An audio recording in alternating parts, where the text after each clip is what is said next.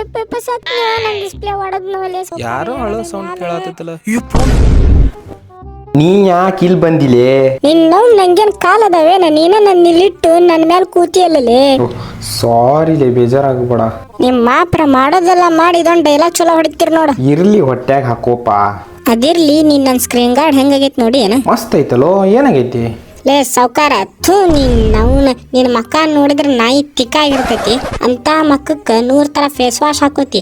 ನಾನು 24 ಗಂಟೆ ಉಜ್ಜಾಡ್ತಿಯಲ್ಲ, ನಂಗೆ ಒಂದು ಚಲೋ ಸ್ಕ್ರೀನ್ ಗಾರ್ಡ್ ಹಾಕಿಸ್ಬೇಕನ್ಸಲ್ಲ? ಹಾಕಿಸ್ತೇನೆ ಬಿಡ್ಲಿ, ಎಷ್ಟು ಮಾತಾಡ್ತಿ? ಸೌಕರ ನಿಂದೇನಪ್ಪ?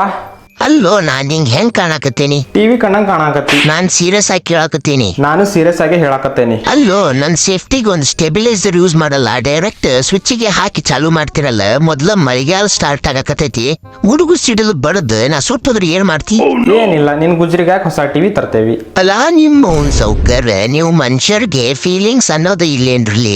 ಹುಕ್ಕೋನು ಅಷ್ಟು ವರ್ಷದಿಂದ ನಾನು ಯೂಸ್ ಮಾಡಕತ್ತಿ, ನಾನ್ ಸುಟ್ರೆ ಗುಜರಿಗೆ ಹಾಕ್ತೇನೆ ಅಂತೀಯಲ್ಲಿ ಬಂಚತ್ವನ ಇಲ್ರಲ್ಲೇ ನಿಮಗ?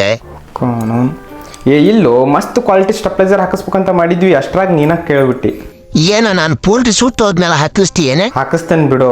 ಪ್ರೀತಿ, ಪ್ರೋತ್ಸಾಹ, ಬೆಂಬಲ ಹಿಂಗೆ ಇರ್ಲಿ ಚಿನ್ನ. ನಾ ಸಾಯೋವರೆಗೂ ಬರೆಯಲ್ಲ ಚಿನ್ನ.